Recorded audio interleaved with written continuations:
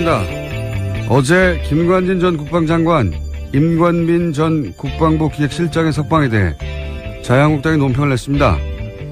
법원에서마저 정치 개입인지 명확하지 않다고 판단한 사건을 무리하고 무도한 강압수사로 전직 장관을 구속시키고 그 칼끝을 전직 대통령에까지 들이대는 아나무인 한풀이식 수사를 멈추고 이 수사 참사에 대해 책임을 지고 윤석열 중앙지검장은 즉각 사퇴하라, 이런 내용입니다. 김관진 전 장관의 구속영장을 발부한 건 영장실질심사를 하는 법원입니다. 그러니까 그 구속이 무리하고 무도한 거라면 사퇴하라고 요구할 대상은 윤 지검장이 아니라 영장 판사예요. 그리고 2012년 대선 당시 사이버사령부 댓글 공작 실적을 청와대에 보고했고 이명박 전 대통령으로부터 관련 지시도 받았다고 진술한 당사자는 김관진 전 장관입니다. 전직 대통령에게 칼끝을 들이댄 건 바로 김관진 전 장관 본인인 거죠. 길지도 않은 성명인데 앞뒤가 처음부터 안 맞습니다. 자유한국당은 좋겠습니다. 아무 말이나 막 해도 되니까. 부럽다. 김원준 생각이었습니다.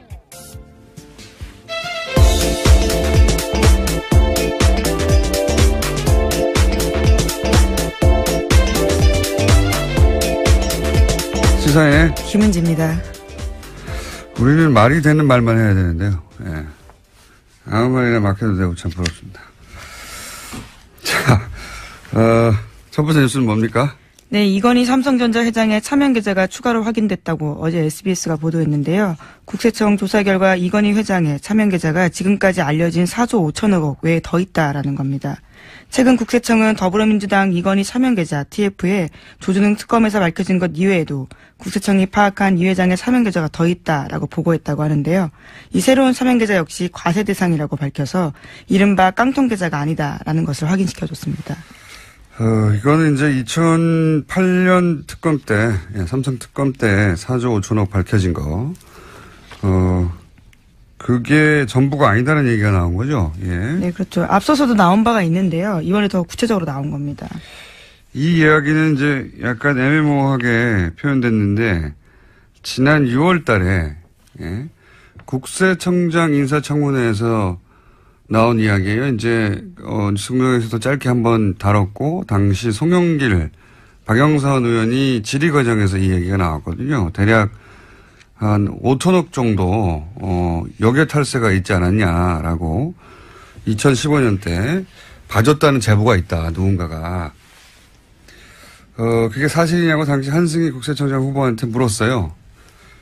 그때 이제 한승희 국세청장이 이제 국세청에서 항상 하는 답변, 개별 납세 정보는 공개할 수 없다고 하면서 확인해 줄 수 없다고 하면서 당시 넘어갔거든요. 근데 고개만 끄덕이고 넘어갔었죠. 예, 당시 거론된 금액이 당시는 5천억이었는데 이번에는 좀 더 자세한 금액이 나왔죠. 더 많죠. 예, 오늘 아침 한겨레 신문을 보면 내용이 더 자세한데요. 국세청에 따르면 이 기간 동안, 그러니까 2015년 10월부터 6개월 동안 박근혜 정부가 운영한 미신고 역외소득 재산 자진 신고 제도가 있습니다. 이때 국외 은닉계좌를 과세당국에 신고했던 것으로 보이는데 그때 123개의 국외 은닉계좌가 신고됐고요. 신고 금액은 2조가 넘습니다. 이게 이제 최초로 있었던 일이거든요. 지금 언론의 포커스는 그러니까 계좌가 더 있었다. 그리고 금액은 2조가 넘는다. 그리고 그렇다면은 당신은 이제 형사적 관용 그래가지고 이제 처벌하지 않았는데 이게 외국환 거래법이나 조세 뭐죠? 조세범 처벌법 네. 있습니다. 그걸 위반하면 대주주의 경우에 의결권을 제한한다. 이런 규정이 있기 때문에 이건희 회장이 사실상 회장 자리가 박탈되는 거랑 마찬가지다. 이렇게 포커스가 맞춰져 있거든요. 네. 금융지배구조법이 현재 그렇게 되어 있다고 합니다. 그리고 세금을 더 내야 된다. 근데 그보다 훨씬 더 본질적인 건 제가 보기엔 그걸 놓치고 있어요. 제가 보기엔 그게 본질인데 뭐냐면 이렇게 2조가 넘는 금액이 여기에 탈세 지역에서 들어왔단 말이죠. 2조가 넘는 금액을 아무런 처벌하지 않고 그냥 넘어가도록 국세청 단위에서 봐줄 수가 없는 거예요, 이거는. 국세청이 재벌이 해외에 숨겨놨던 재산을 이런 제도도 처음 있는 제도고요.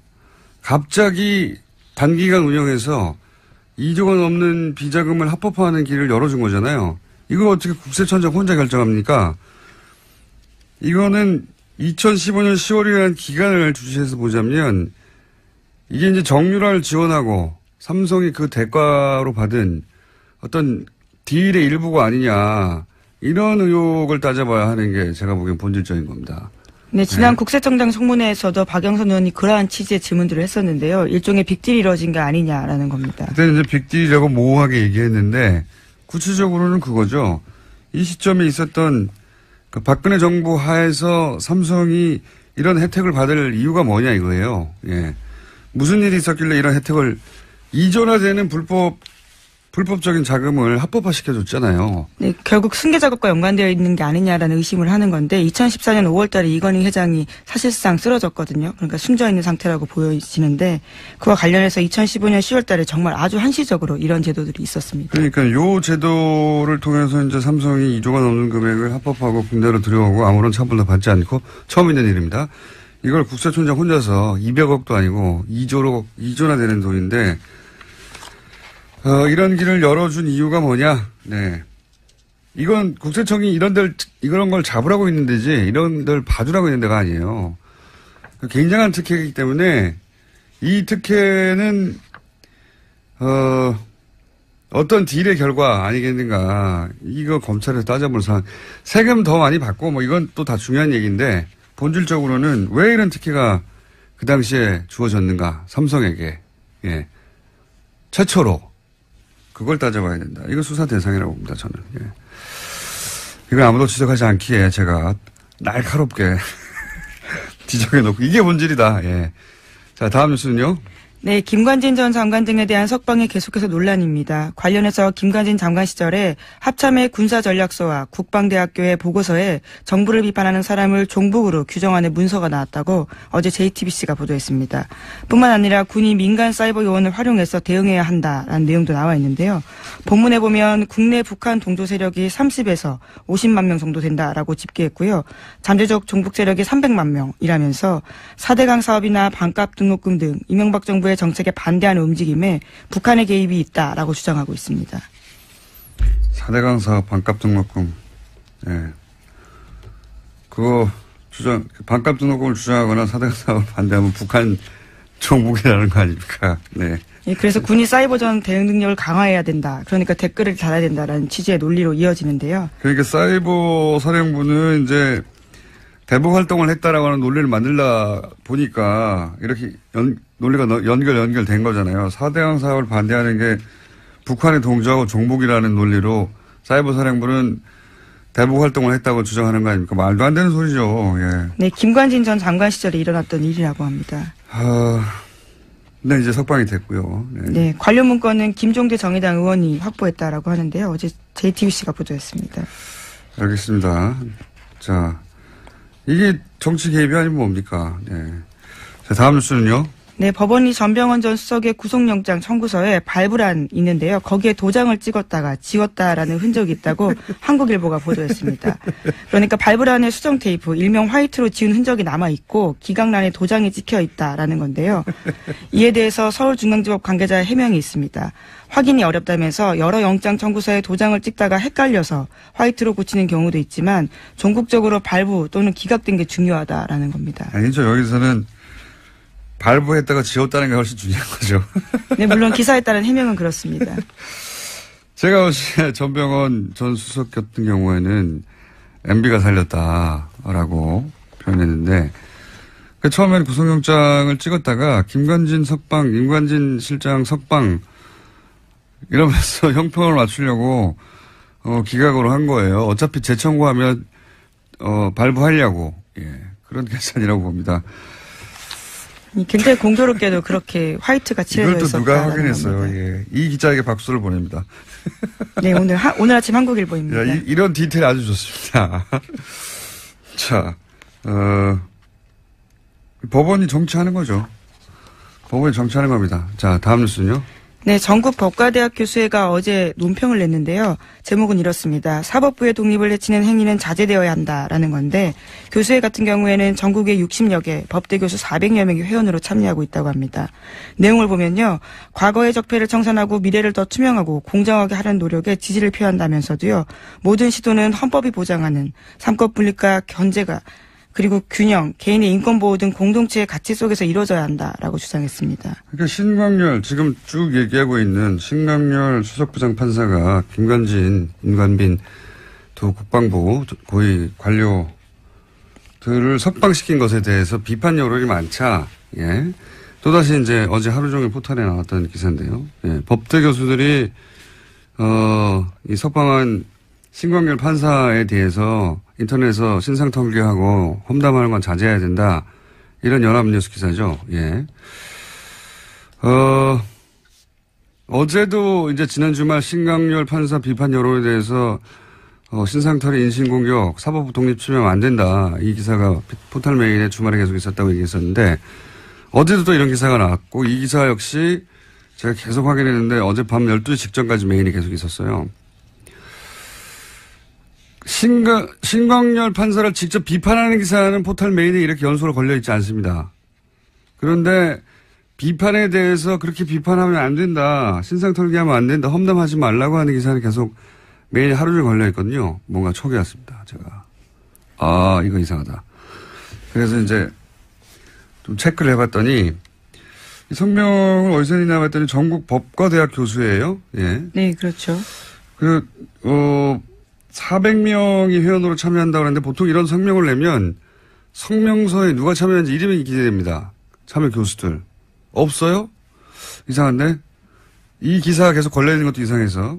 그래서 연역을 찾아봤더니 이명박 정부 출범 첫 해에 3월에 창립한 사단법인인데 현재 홈페이지는 작년 11월이 첫 게시물입니다.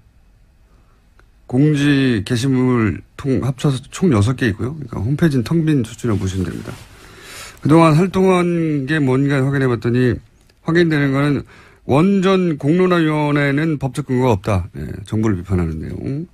그거 거의 하나밖에 없어요. 그리고 회원수 400명이라는데 명단을 공개되지 않고 활동이 거의 없어요. 그래서 그래? 그럼 회장이 누구야? 찾아봤더니 국민대의 이모 교수인데 이 사단법의 주소지가 국민대학교 법과대학의 법학관의 몇 호.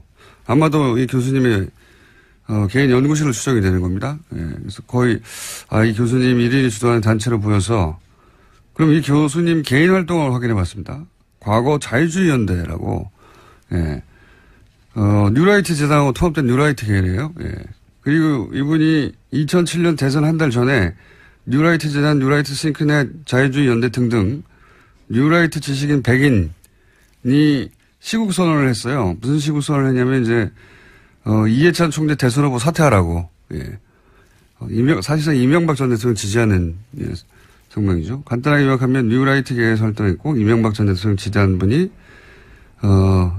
작년부터 본격적으로 이끌고 있는 단체로 주소지는 소속 대학 연구실이고 소속 교수는 공개되지 않았고 홈페이지는 거의 없고 활동 내역이 성명을 낸 교수의 명단도 없고 성명서도 그 홈페이지에 없어요. 예. 도대체 어디서 성명을 냈는지도 모르겠어요. 네, 물론 오늘 아침 조선일보를 보면요. 관련된 인터뷰가 있습니다. 이 이모 교수의 본지 조선일보 통화에 보면요. 법관의 결정에 대한 과도한 비판은 헌법과 법치주의 정신과 이모 교수님 혼자서 하는 일이 네. 이 전국 법과대학 교수의 이름으로 어디서 성명을 낸지도 모르겠는데 이런 보도가 있는 겁니다. 마치 전국 법대 교수들이 단체로 성명을 내고 집단 행동을 한 것처럼 그런다 포털에 하루 종일 걸려 있잖아요. 본인의 말은 교수들의 뜻을 모았다라고는 하는데요. 그러면 그 교수들의 뜻을 모아서 명단을 공개해 주시길 바라고요. 저는 이 기사를 쓴 연합뉴스의 기자도 확인해 보려고 했더니 이름이 기재 안 돼 있던데, 예. 콤마, 이메일 주소만 쓰셨던데, 기자님, 이 단체 규모와 명단과 활동을 어떻게 확인하셨는지, 어디서 성명을 냈는지, 어디서 성명을 낸 걸 어떻게 알았는지, 예. 하청기사 아닙니까? 이런 게? 기본적으로? 이런 거는 쭉 기자회견을 하고 명단을 발표하고 그리고 그 단체가 규모가 있고 그리고 그 신뢰할 만한 곳이고 활동을 해왔고 그래야 기사를 쓰고 그 기사가 포털에 메일에 걸리고 하루 종일 떠 있죠. 이런 확인도 안 된 여론 호도용 기사가 어떻게 메일에 하루 종일 걸려 있습니까? 저는 이 기사 굉장히 이상하고요. 예. 이 단체가 성명을 냈다는 이유 하나만으로 이런 기사가 계속해서 전 국민이 보라고 떠 있는 것도 이상하고요. 예. 대단히 이상합니다. 확인해 주십시오. 이 기사를 기신 연합뉴스의 기자님. 이상한 기사다. 예. 신광열 판사에 대한 부정적인 여론을 어떻게든 물타기 해보려는 그런 기사가 어떻게 이런 과정을 거쳐서 이렇게 메인에 계속 걸려 있었던 건지. 제가 이 정도 단체 만들어서 성명 낸다고 다 기사 걸어주고 계속 하루 종일 떠 있습니까? 절대 안 그래요. 대단히 이상한 기사입니다. 예. 하청 기사다. 라고 저는 의심하는 바이고. 하청 기사는 쓸 수 있지만 이게 어떻게 계속 걸려 있는지 그것도 확인해 봐야 됩니다. 여기까지 하고요. 다음 뉴스는요? 네, 내일 확인해서 다시 해볼게요. 네, 어제 박근혜 전 대통령의 재판이 42일 만에 열렸습니다. 하지만 박근혜 전 대통령은 재판에 나오지 않았는데요. 건강상 문제로 출석이 어렵다라면서 불출석 사유서를 냈습니다. 재판부는 어제 사실상 박근혜 전 대통령을 향해서 최후 통첩을 했는데요. 거동할 수 없을 정도의 건강 악화 등 정당한 사유로 볼 수 없다라는 겁니다. 그래서 오늘도 재판에 나오지 않으면 피고인 없이 재판을 열 수 있다라고 밝혔는데요. 오늘 오전 10시에 다시 재판이 열립니다. 알겠습니다. 네. 아프실 예정인 거는 오래전 예언인데 계속 적용되고 있습니다. 자, 다음 뉴스는요? 네, 어제 우병우 전 수석 재판도 있었습니다. 여기에 이석수 전 특별감찰관이 증인으로 나왔는데요. 굉장히 자세한 증언들을 많이 했습니다. 자신이 파견 경찰관을 통해서 경찰 내부 이야기를 들어보니 우병우 전 수석의 아들의 운전병 보직 이동은 명백한 특혜라고 보고받았다라는 건데요.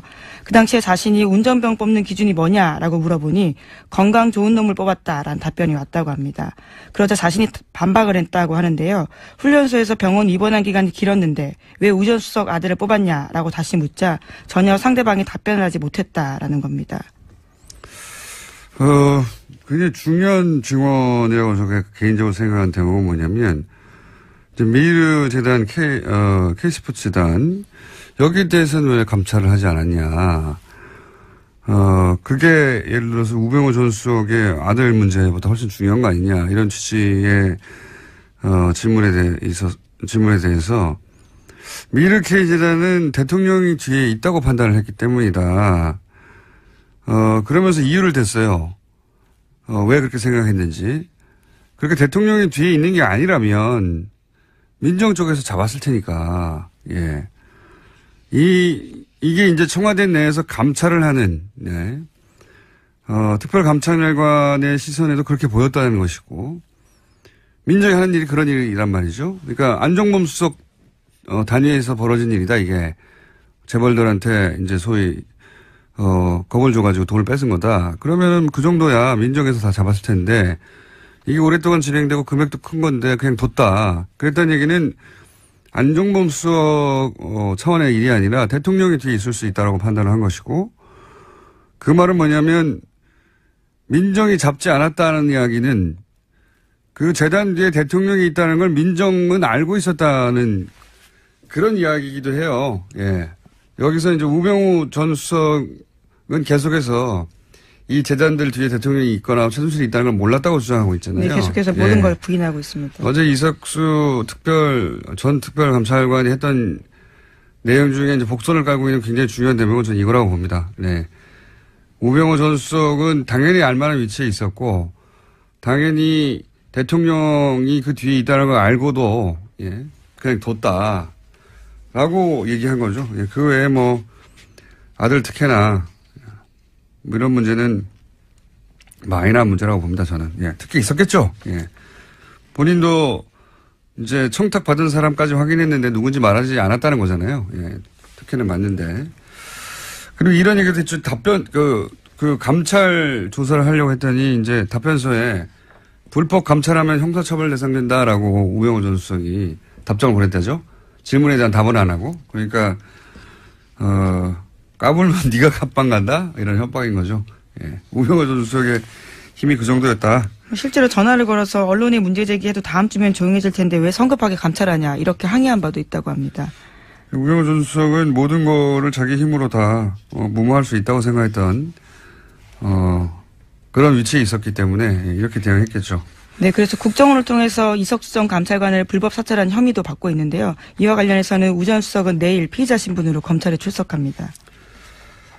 자, 우병우 전 수석은 뭐 계속해서 얘기하지만 거의 기각되지 않는 통신영장도 두 번 연속 기각되는 초유의 이건 그냥 수사하지 말라는 거거든요. 우병우 전 수석은 법원에서도 누군가 봐주고 있는데 누군가 봐준다에 누군가 더 중요하지만 왜 봐주냐가 더 중요하죠. 왜 특별히 우병우 전 수석은 이런 이상한 일들이 일어날까? 예. 뭔가 알고 있는 거죠. 자, 시간이 거의 다 돼가네요. 제목 확인만 하죠. 예. 네, 자유한국당의 김재원 의원도 검찰에 비공개 소환됐습니다. 박근혜 정부 당시 국정원으로부터 특수활동비 5억 원 받아서요. 청와대의 비밀 여론조사 대금 치른 의혹 때문입니다. 그렇군요. 네, 이분은 하지만 참 연루된 게 많죠. 최경환 의원은 여전히 수사에 불응하고 있습니다. 자, 다음 뉴스는요. 네, 정유아 씨 집에 침입한 강도에 대해서요. 어제 영장이 나왔습니다. 구속됐는데요. 법원은 도망갈 염려가 있다면서 이 씨에 대해서 구속영장 발부했습니다. 구속영장 발부. 저는 이 사건을 보면서 생각났던 게 카타칼 사건 있죠. 박근혜 전 대통령의 턱 밑에 예. 네, 의원 시절이죠. 아주 옛날입니다. 의원 시절에 네. 2000 몇 년이었나요? 7년인가요? 5년 이 정도 아마 중반정도였던 것 같은데요. 예. 네. 갑자기 저는 그 색깔이 오버랩 됐어요. 예. 그 오버랩 됐던 이유는 나중에 한번 설명하고요. 오늘 여기까지 하겠습니다. 시사인의 김은지였습니다. 감사합니다. 김건진 전 국방장관, 임관빈 전 국방부 정책실장. 두 사람의 석방에 대해서 말들이 많고 비판 여론 많죠. 네. 지난주로 끝내려고 했는데, 네. 두 분이 석방이 되는 바람에 다시 나오셨습니다. 군 사이버사령부 530 심리전단 김기현 전 부이사관님, 다금바리 일명. 안녕하십니까? 네, 안녕하십니까? 네. 그리고, KBS가 파업을 하는 바람에 이렇게 여러 방송국을 떠돌고 있는, 네. 부유하는 이재석 기자 나오셨습니다. 네, 안녕하세요. 네, KBS. 우선, 김기현 선생님? 네. 석방될 줄 모르셨죠?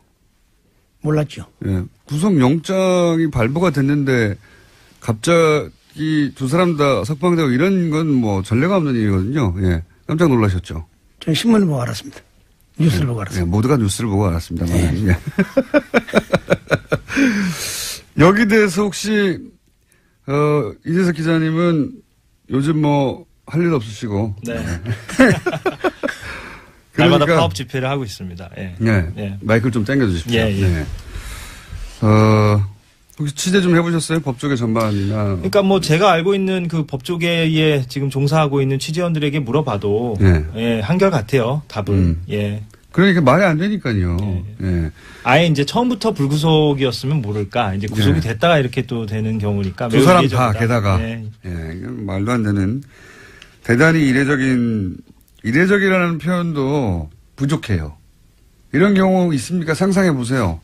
기억에 아무리 떠올려봐도 이런 주요한 사건에 주요한 장과 실장이 구속됐다가 구속적부심 통해 가지고 다시 풀려나는 경우는 아무리 생각해도 없습니다.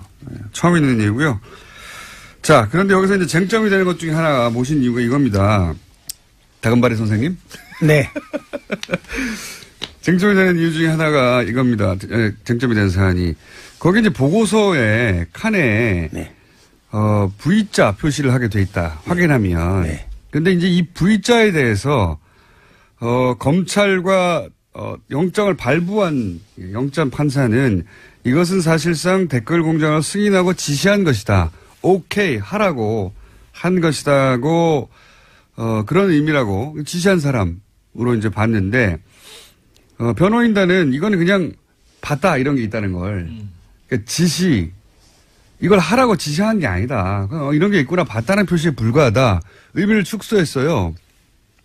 그런 식으로 지금 계속 여론몰이를 하고 있는데 주말에는 직접 들고 가서 보고를 하신 당사자 아닙니까, 선생님? 네. 네. 주말에는 단장 역할을 하셨으니까요. 네. 그러니까 이 V자의 의미가 뭔지를 그 현장에서 직접 겪으신 분이 아닙니까? 이 V자의 의미가 그냥 봤어 하고 쓱쓱 넘어가는 겁니까? 의미가 뭡니까? 제가 공직생활하는 경험으로 봐서 예. 내용의 V자를 표시한 것은 네. 그게 관전 포인트에서 내가 관심을 가지고 있다는 것을 의미한 것이고 예. 관심을 가지고 있다. 예. 매일 예. 이루어진 예. 후속 결과 보고를 가지고 예. 매일 보고를 했을 때는 예. 승인과 지시를 의미한다고요. 계속 이 일을 활동하라는 거 아닙니까? 네. 승인과 특히 지시. 이제 우리 사이버 사령부의 문건은 예. 아침에 일찍 나와서 예. 사령관이 스타트를 하고 예. 또 단장이 스타트를 하고 예. 그러고 나서 결과물을 밀봉해서 예. 봉투에 밀봉해서 가방에 이어서 예. 사람이 인편을 가지고 와서 예. 장관실에 전달하는 순간 예. 장관이 뜯어본 순간 예. 그때부터 그 내용의 인지와 승리 의미가 포함됩니다. 예. 그리고 나서도 덮는 순간 예. 다시 돌려줄 때 예. 지시가 이루어지는 그 과정을 거쳤기 때문에 예. 승인과 지시가 포함된다고 봅니다. 단 예. 한 달에 한두 번 건을 갖다 예. 일반 결제문에 예. 이어가지고 통상적으로 보고 나서 이렇게 했다면은 예. 그 인지했다는 걸 의미를 볼 수 있죠. 아, 그렇죠. 네. 네. 뭐, 한 달치를 요약해가지고, 이런 일이 있을 거나 하고 인지했다. 그럴 때 부인하면 인지지만, 네.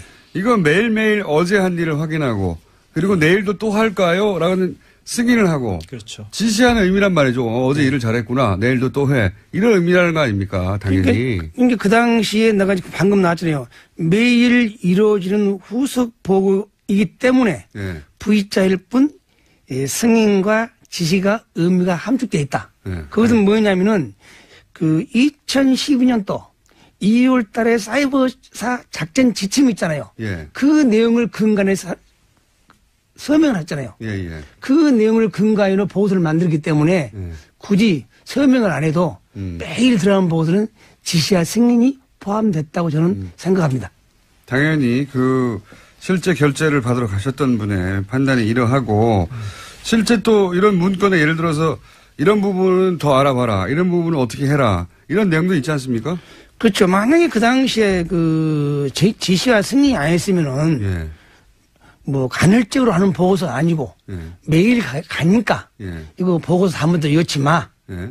만들지 마. 예. 라고 지시했으면은 굳이 이태하 단장과 연재옥 사장이나 옥동호 사장이 왜 보고서를 만들겠습니까? 그렇죠. 예. 예. 나는 그에 대해서는 참 나도 공직자를 했지만은 말도 안 되는 소리다. 말에 동의할 수 없습니다. 예.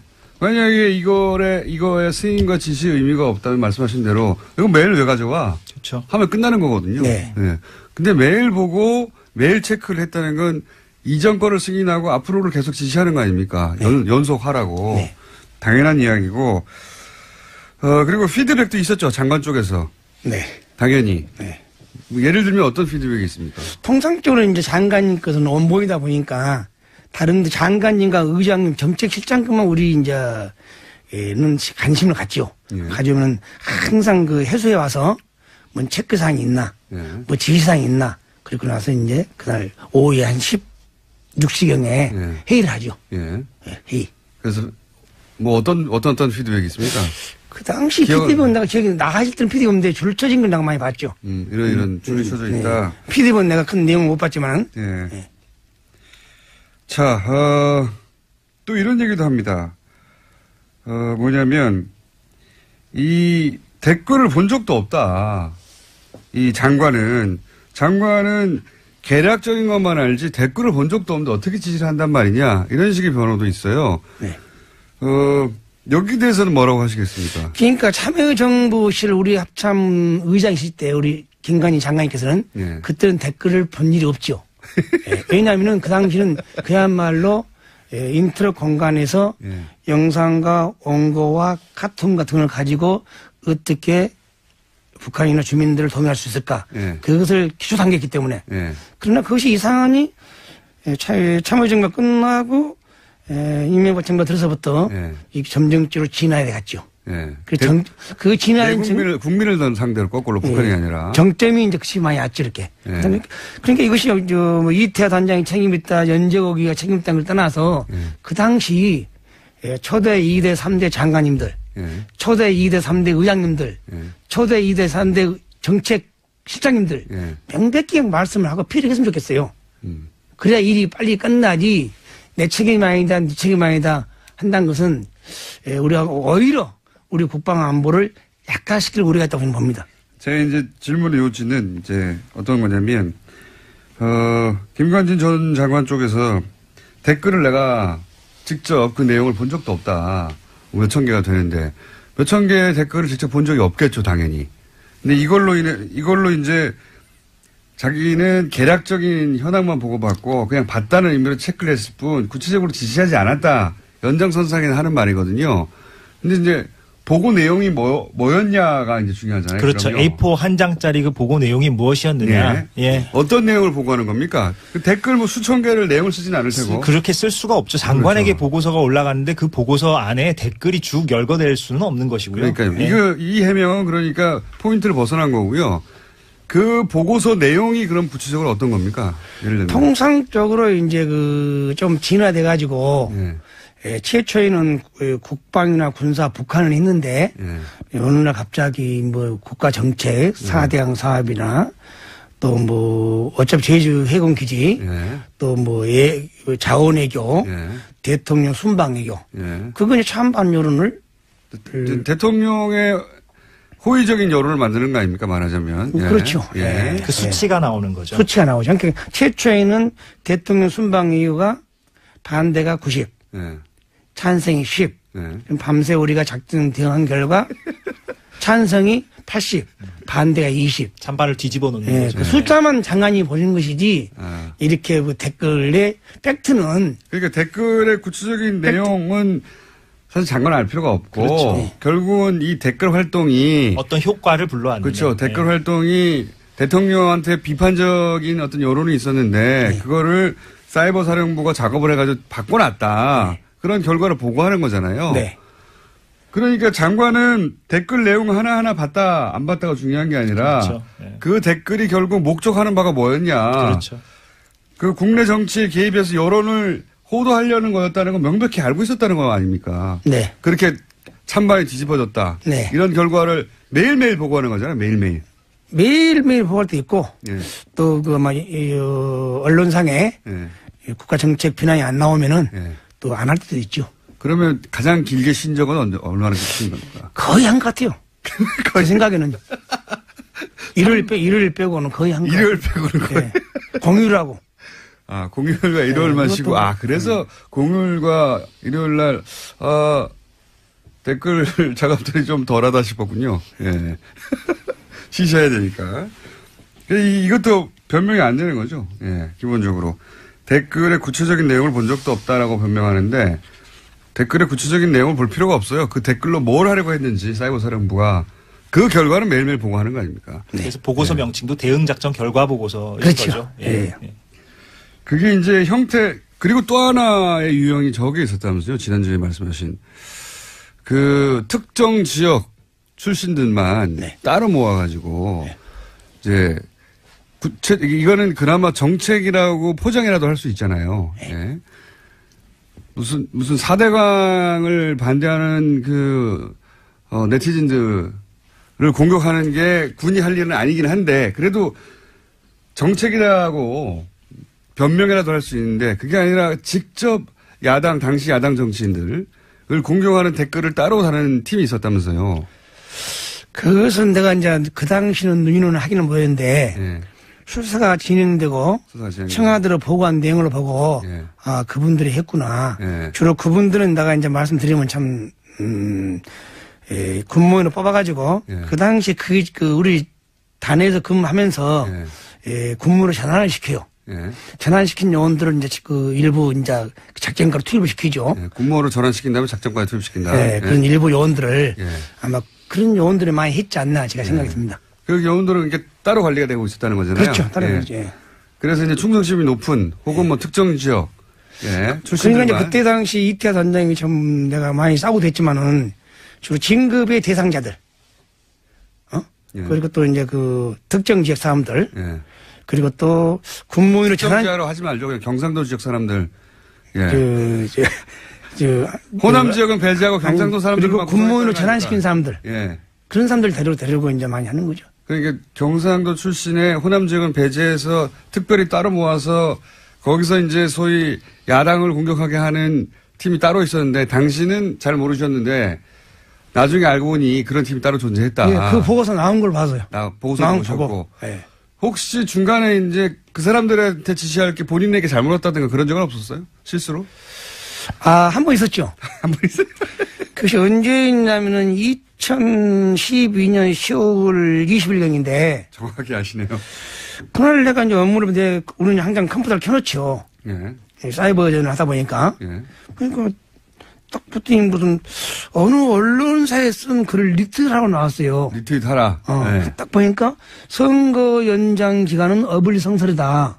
투표 시간. 투표 시간 연장은 어불성설이다. 대선 때 그때 투표 시간 연장 가지고 얘기하고 있었죠. 그렇죠. 8시까지 연장하자.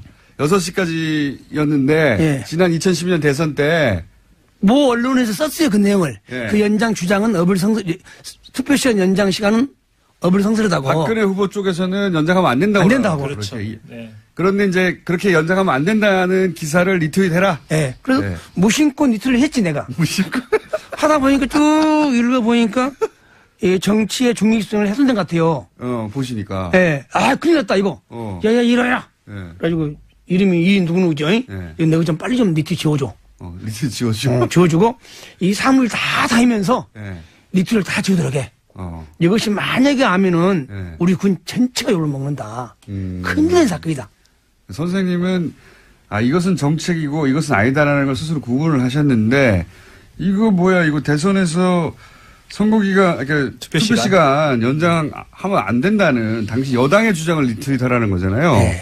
거기에 대해서 잘못 온 거군요, 지시가. 예, 물론 잘도 왔죠. 내가 잘못 왔지만은, 그 이제 이태하 단장이면 왔다 가는데, 이태하 단장이 계급이 군무원 상급에 불과합니다. 그분이 왜 그 어마어마한 헌법 유린을 할 수 있겠습니까? 어느 뭐 상부 지시했다든가, 비공식적으로 지시했다든가, 암암리에 누가 승인해주고 인정해주기로 하는 거지. 그렇죠. 절대로 군대 조직 내에서는 군무원 상급이 그렇게 의사결정권이 없습니다.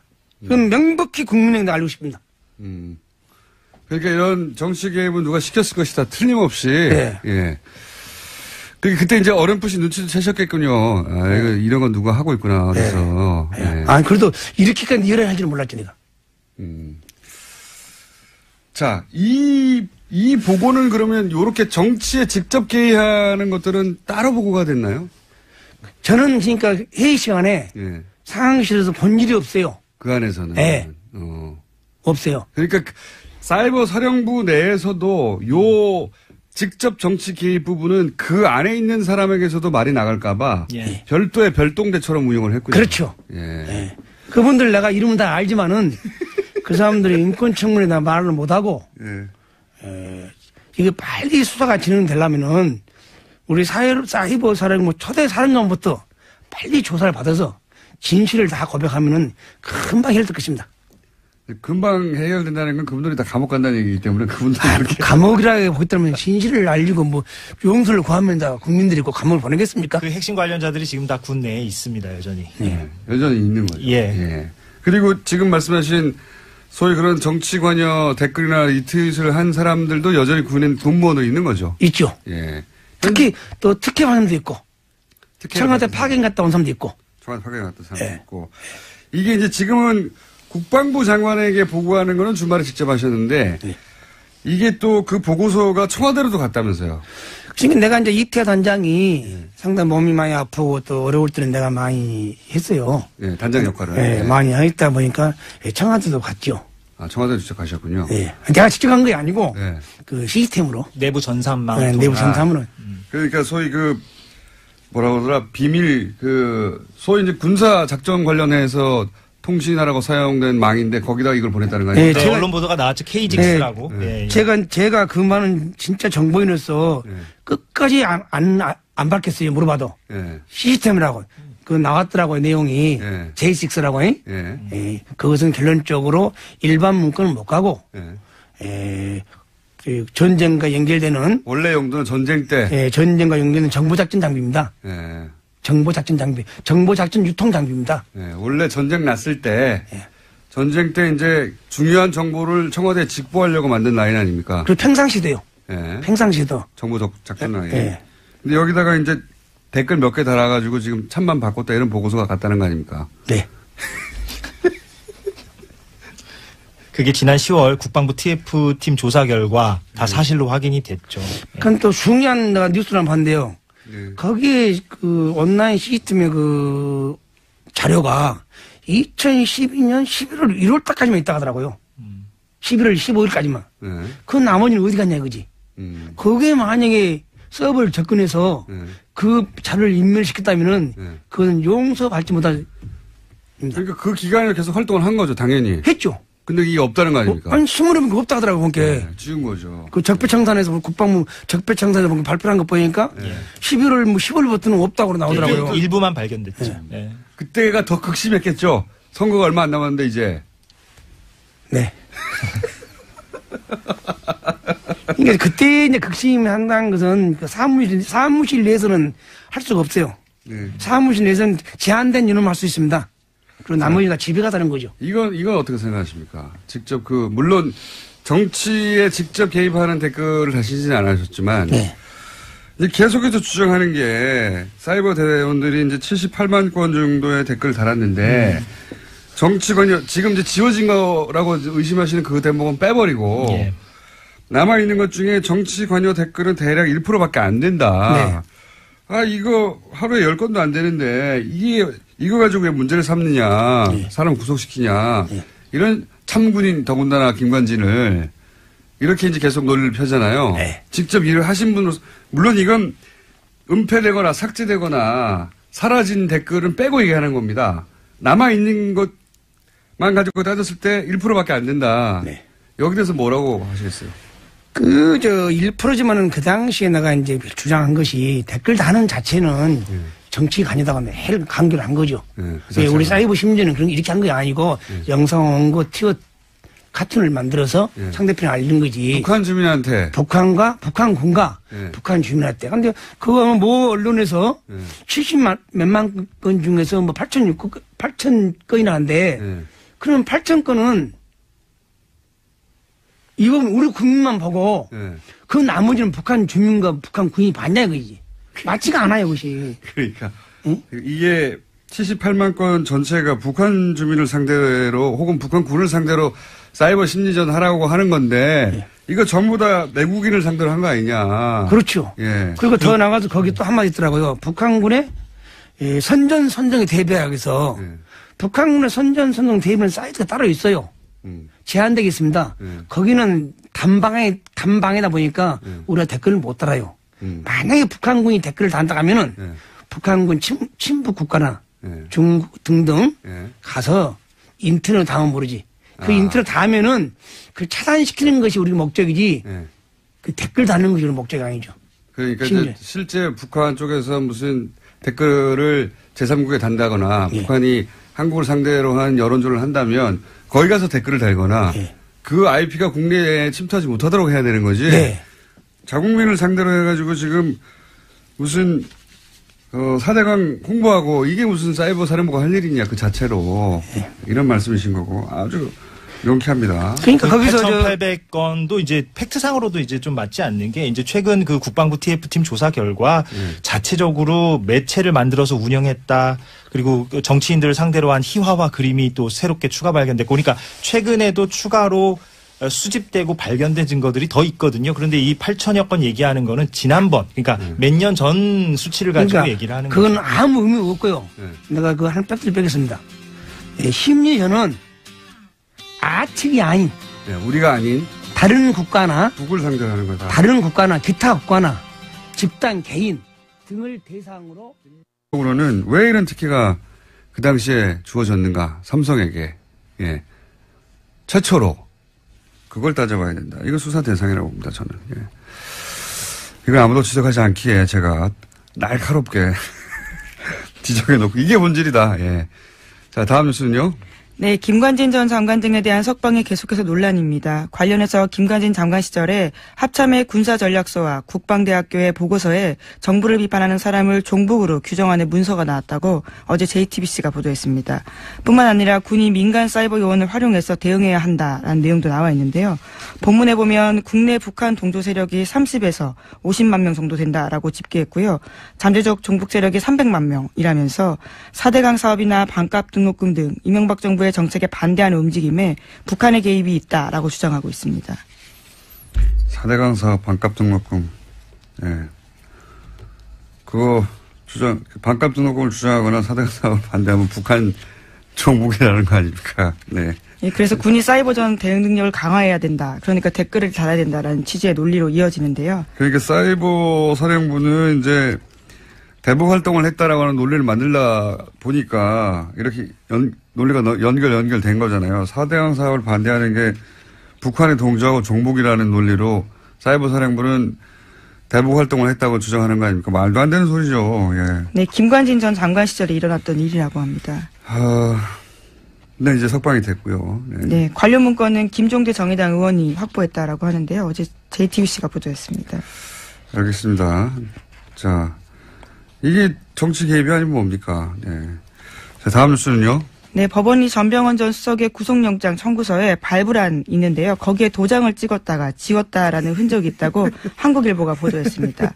그러니까 발부란에 수정 테이프, 일명 화이트로 지운 흔적이 남아있고 기각란에 도장이 찍혀 있다라는 건데요.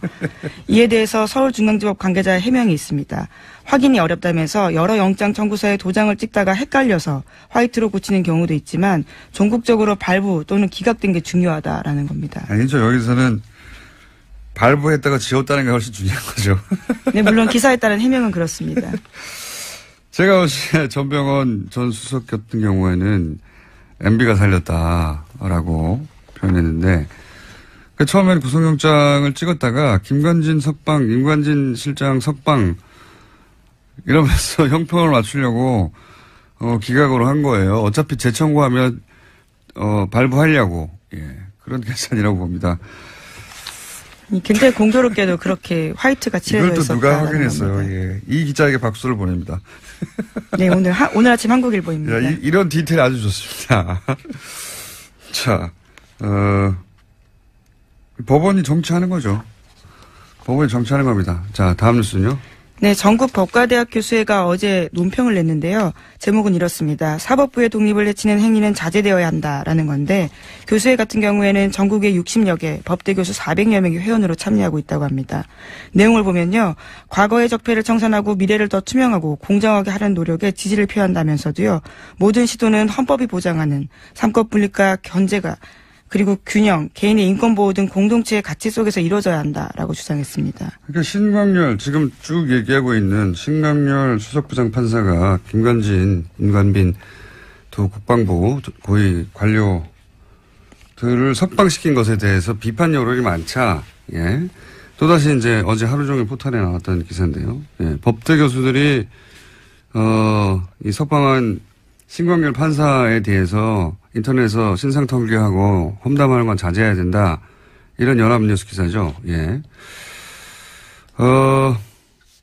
어제도 이제 지난 주말 신광열 판사 비판 여론에 대해서 신상털이 인신공격, 사법부 독립 침해하면 안 된다. 이 기사가 포털 메일에 주말에 계속 있었다고 얘기했었는데 어제도 또 이런 기사가 나왔고 이 기사 역시 제가 계속 확인했는데 어제 밤 12시 직전까지 메일이 계속 있었어요.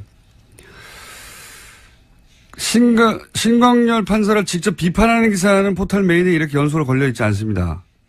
그런데 비판에 대해서 그렇게 비판하면 안 된다. 신상털기하면 안 된다. 험담하지 말라고 하는 기사는 계속 메일에 하루 종일 걸려있거든요. 뭔가 촉이 왔습니다. 제가. 이거 이상하다. 그래서 이제 좀 체크를 해봤더니 이 성명을 어디서 냈나 봤더니 전국 법과대학 교수예요. 예. 네, 그렇죠. 400명이 회원으로 참여한다고 하는데 보통 이런 성명을 내면 성명서에 누가 참여했는지 이름이 기재됩니다. 참여 교수들. 없어요? 이상한데?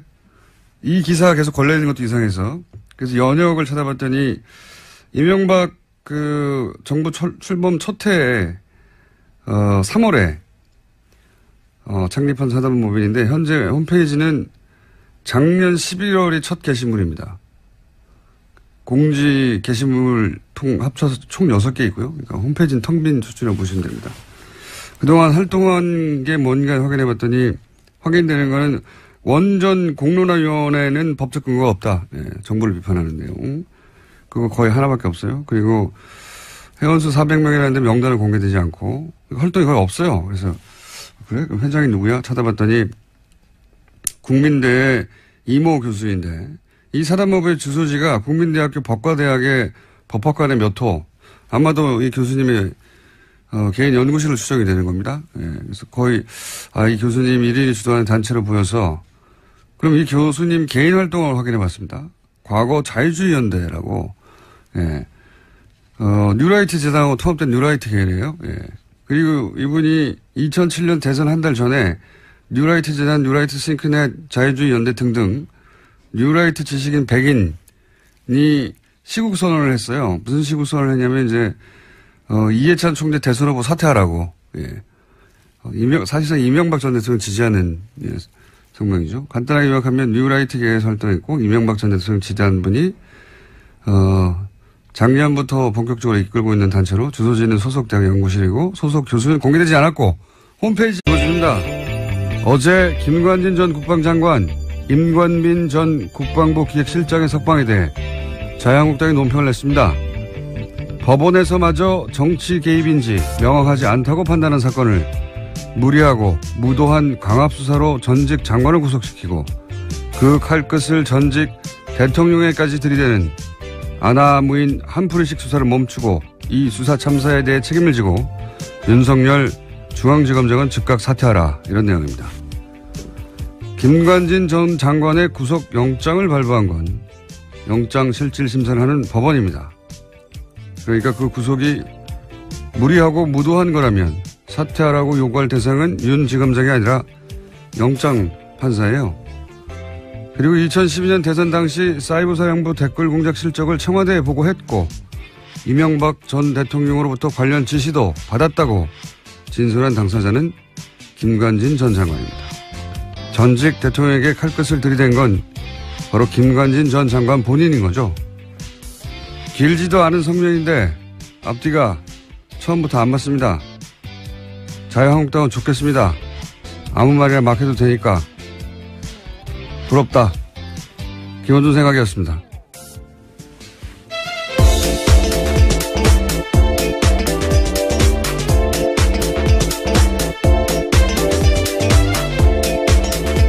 시사의 김은지입니다. 우리는 말이 되는 말만 해야 되는데요. 예. 아무 말이나 막 해도 되고 참 부럽습니다. 자, 첫 번째 뉴스는 뭡니까? 네, 이건희 삼성전자 회장의 차명 계좌가 추가로 확인됐다고 어제 SBS가 보도했는데요. 국세청 조사 결과 이건희 회장의 차명 계좌가 지금까지 알려진 4조 5천억 원 외에 더 있다라는 겁니다. 최근 국세청은 더불어민주당 이건희 차명 계좌 TF에 조준능 특검에서 밝혀진 것 이외에도 국세청이 파악한 이 회장의 차명 계좌가 더 있다라고 보고했다고 하는데요. 이 새로운 차명 계좌 역시 과세 대상이라고 밝혀서 이른바 깡통 계좌가 아니다라는 것을 확인시켜줬습니다. 이거는 이제 2008년 특검 때, 삼성 특검 때 4조 5천억 밝혀진 거, 그게 전부가 아니다는 얘기가 나온 거죠. 예. 네, 그렇죠. 앞서서도 나온 바가 있는데요. 이번에 더 구체적으로 나온 겁니다.